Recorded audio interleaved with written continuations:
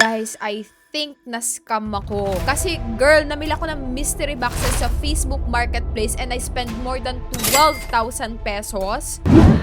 Dati siya lagayan ng skincare Celetec. And I bought from 3 different sellers mula sa pinakamura hanggang sa pinakamahal na makita ko. And let's see kung sino sa kanila ang pinaka-worth it. Ito yung mga gusto ko, hindi yung parang may inaamag-amag sa loob na ano. And as always, we have one rule. Kailangan bumalik yung pera ko sa mga pinagbibili kong mystery boxes na to. It means na-scam ako kapag hindi bumalik yung pera ko, Tisor. Ay, gago, ano to?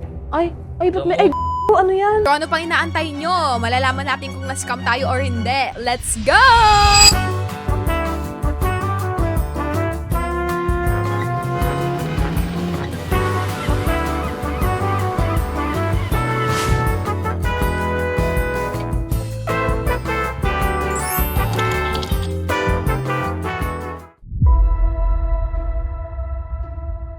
Simulan natin with the cheapest mystery box. This is 2,500 pesos. Actually, sobrang excited ako nito kasi ang laki ng box for 2,500 pesos. Let's see, sana bumalik yung pera ko dito. Ready? 3, 2, 1. Go. Ano ba to? Ano ba to? Parang may mabaho. Ano to? Dati siya lagayan ng skincare Celetec. Tapos parang may mga ano na siya ng EPS. May sabon pa. Ano ka di rin naman? Let's see kung ano pa ibang makuha natin dito. This one is parang curtain rod. A curtain rod pang CR. Wait, may design pa ata siya eh. Ay. May amoy sila. Like, para silang merong baseline na amoy. Like, alam mo yung amoy ng nabaha, tapos natuyo. Parang ganun yung amoy nila. Next one naman is... Ito ba yung sa buhok? Ay, hindi siya pang buhok. Tsako, nakakamit ako. I think para ata sa aircon to. Yung para hindi lalabas yung aircon. Naglakad yung aircon, palabas na. Ay, hala! Bonggang mo, may pang BP. Siya, may pang BP. Meron ding parang adjustable phone na parang may amag na.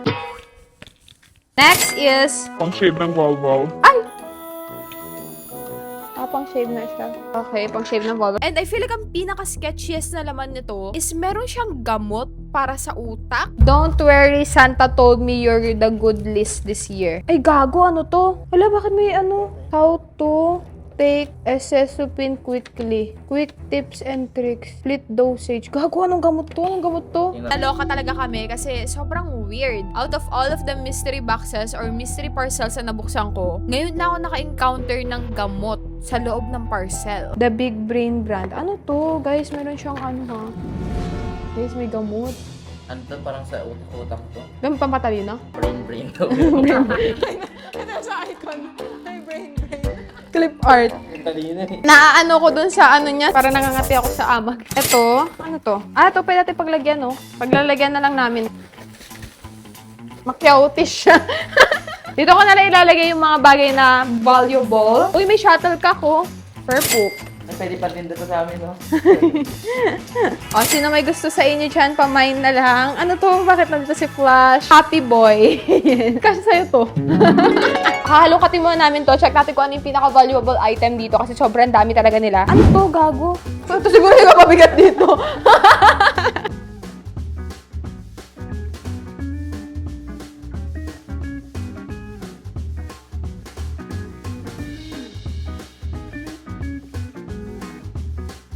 And inside, we found sangkatutak na ipit, 23 pieces na beauty products, 27 pieces ng mga damit, 12 pieces ng jewelry, 20 pieces na gamot/ointment, 3 pairs ng sapatos or sandals, 11 pieces na electronics, 10 pieces na face mask, like as in bundles ng mask, 51 pieces ng random items, 9 pieces ng bakal, 2 pieces ng glasses, and 7 pieces ng gamit sa bahay. I feel like bumalik naman yung pera ko base pa lang dun sa mga mamahaling skincare products like yung Cetaphil, yung Celetec, yung Skintific. Yes, bumalik yung pera ko pero parang hindi worth it yung 2.5 ko para dito.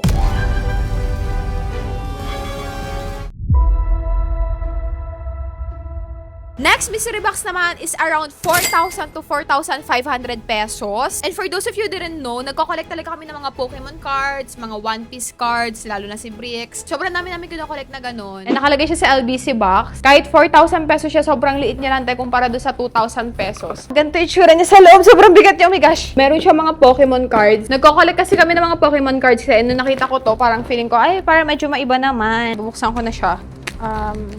Wala naman sinabi yung seller sa akin kung ano yung mga possible na maging laman. Pero sana hindi masayang 4,000 pesos ko dito. This is Nintendo DS. Medyo luma na to, no? Okay, may larong Nintendo. Tapos merong 2K14. Sobrang luma na. Dito sa ilalim, medyo may Funko Pop, guys. Anong Funko Pop to? This is Dragon Balls na Funko Pop. Medyo damaged na siya. Sa Funko Pop, kailangan maayos yung box na. So, piling ko bumaba na yung value niya. Guys, ang katutak na cards. Uy, nakangiti. Mahilig si Brick sa One Piece cards. So, nagko-collect siya niyan. I think i-separate ko muna sila per bundle kasi may iba't iba silang kung anach-anach. And let's see kung ano yung nakuha natin. Okay. May mga ganito. Yung mga naka-sleeve, usually yun yung may pinaka. Ito, may makapal na sleeve. Yan. Pagsama mo yung mga Pokemon tsaka Naruto. Uy. Uy. May bandit din ito. By the way, ang kwento pala ng seller about this is yung tenant niya daw sa Japan is tumakas sa kanya para nagko-collect ata ng mga toys yun and everything like that. Iniwan niya daw to doon. Actually, may isa pang ganito kaso may nauna nang nakabili sa akin. Hindi ko alam kung gaano katotoo yung story na yun, pero hopefully it's totoo siya. And it turns out, malaman-laman ko sa kapatid ko na nasa Japan, marami palang nagbebenta ng ganto sa Japan. And alam nila that this is slightly scammy. Medyo may pagka-scam siya. And again, after ko magbayad, biglang nawala yung listing nila. Which is 1 million times sketchier. Sketchier. Sa loob, meron siyang mga ganito. Hindi namin alam kung ano to. If you know, please let us know. Isang katutak na ganyan. Meron pa nito. Tapos meron pang ganyan. Oh. So far, ito na yung mga nakuha namin mga cards and everything. Guys, sa pinakamamahalin na sa mga cards na to is itong Magic, yung gathering na to. Kaso lang, wala naman kami makuhanap na valuable dito. Parang lahat sila is filler cards lang na sinama-sama sa isang box. At least nakakuha kami ng Funko Pop ni Bricks. At least may 2,000 ba tayo dito. Pamain na lang po. Sino gusto mamili nito? Thank you. Inaamin ko, feeling ko na scam talaga ako dito. Kasi dun sa 4,500 pesos na binayad ko, sana pala pinambili ko na lang talaga siya nung actual Pokemon cards or One Piece cards na hindi pa nabubuksan. Kasi at least doon, may chances of winning ako. Pero in fairness naman sa seller, ang ganda ng kwento niya. Pero never know ulit na magpapaniwala sa mga ganon. Still not the best box. Parang nagsasayang na lang ako ng pera.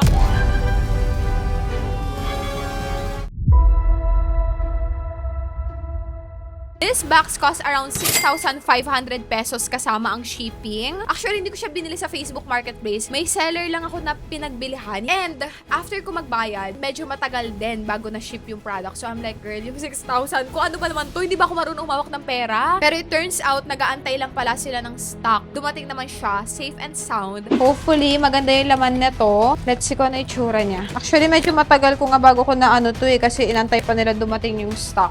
Ay, gagi. May box sa loob ng box. May isa pa siyang box. Ay, hala!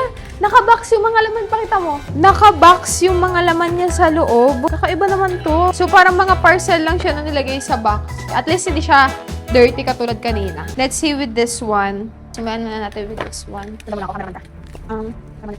This is a decoration sa bahay. May dent na siya. Ano ba to?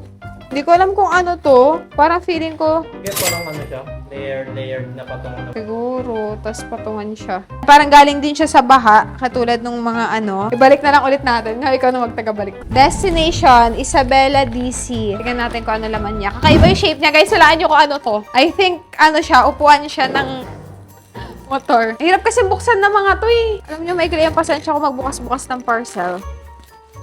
Hala, kaiba talaga yung shape niya. Ay, Yamaha! Sabi sa inyo, upuan to ng ano.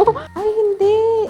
Ay, hindi, gagi. Ano siya? Case siya ng motor, ng ano, ng... Ah, oo nga, sa gilid. Guys, imagine ninyo naka-ano. Ayan siya, oh. Ayan, may nakalagay pang Yamaha sa labas. Huwag mo na ibalik sa box. Original ni Maka eh. Indonesia Motors. Okay, next one. Parang ito, feeling ko kung anong alam ko na kung ano laman niya. Para siyang pandilig ng halaman. Ay, hindi siya pandilig ng halaman. Sabi sa identification. Feeling ko pandilig to ng halaman. Kaya may ilang yung nakalagay sa description. O, diba? Ano to sa tingin nyo? Para lalabas si Aladdin sa loob. Kasi para siya panilig na halaman, di ba? Pero nakalagay kasi dito sa description niya, traditional teko, traditional brew jug, Thai tea, tiyam kape. So parang pakuluan siya ng tubig na lagayan ng kape. Ay, sira na rin siya. Sira siya. Dito siya dapat to. Yan dapat yung itsura niya. Oh, sobrang weird. Next! Dito muna tayo sa maliit na box. Ano na ako sa mga malalaki. Vaccine. This one is gold, gold, gold, gold! Gold, gold, gold, gold! Ay, alam, mga gold nga talaga. Nakalagay siya sa box. Ay! Gago, Tom Ford.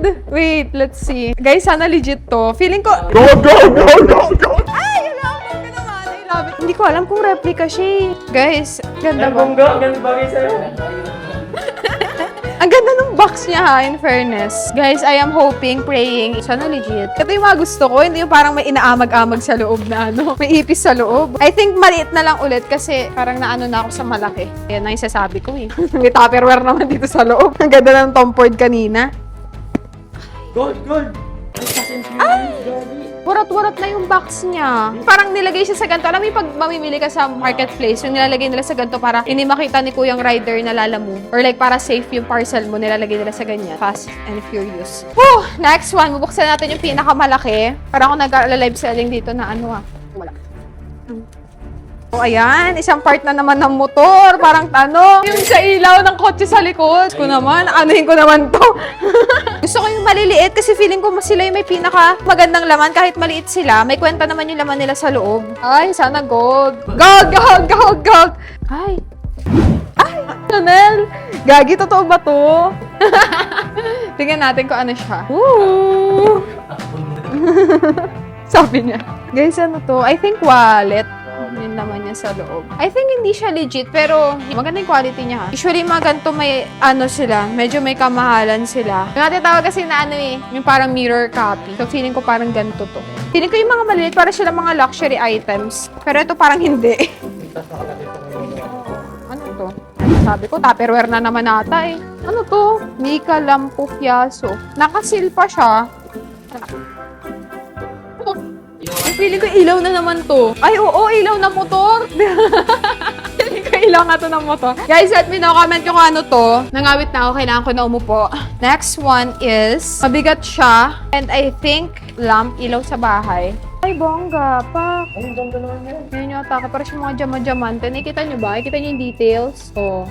Hindi gold, pero diamond yung binigay. Next naman, sa katabi, yeah, I think same lang din. Yeah, partner sila. Ayan.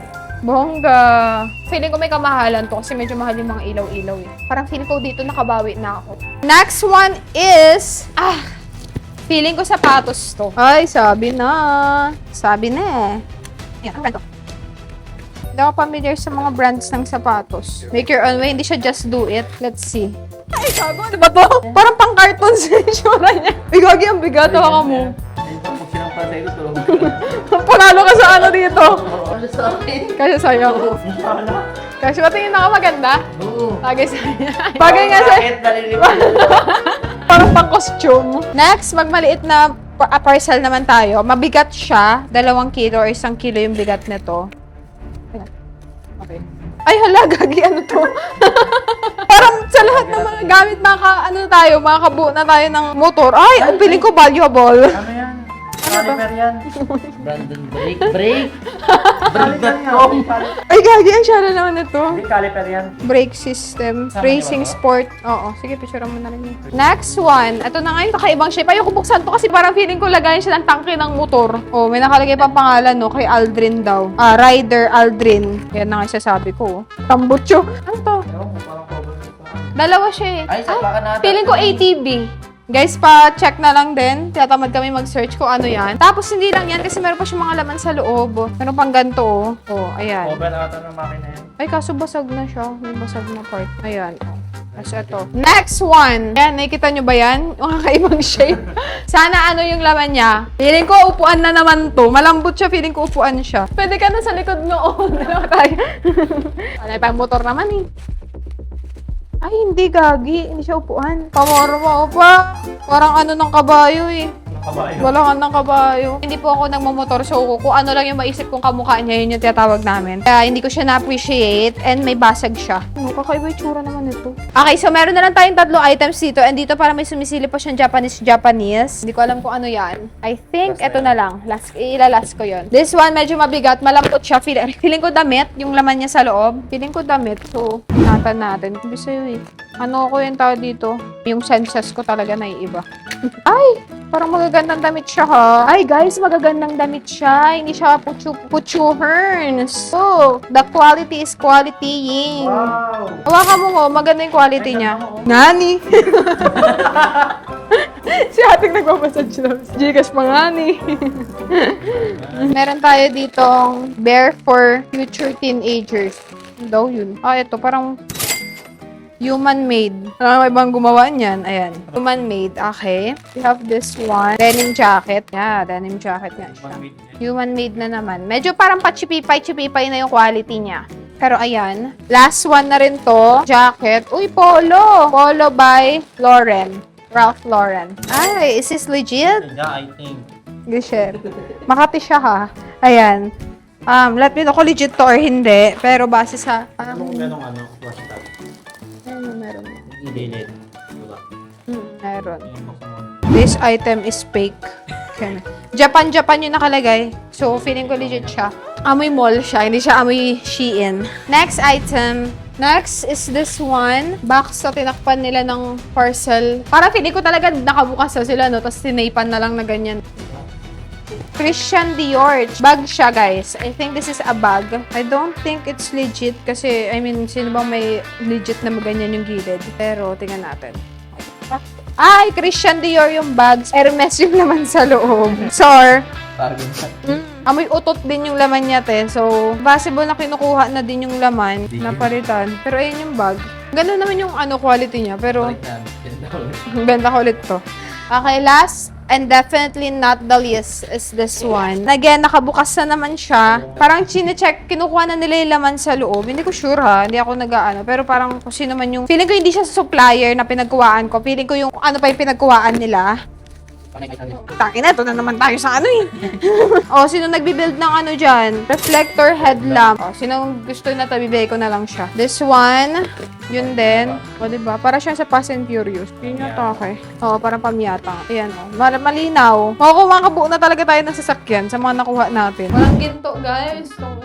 Sayang. Hindi ko alam kung sayang ba yung pera ko dito. Pero, I think ang pinaka-favorite ko sa lahat na nakuha natin so far is, feeling ko yung Tom Ford na salamin. Ganda yung quality niya ha. Even yung lagayan, like suede tong ganto niya. May mga ganyan pa siya oh. Ito, grabe naman yung pagkakasulat dito. I think ito yung pinaka-favorite ko sa kanila kasi noon ko pa gusto magmili ng gantong type ng salamin. Wala lang ako mapagbilihan. Or hindi lang din ako nag-ano. Pero yan.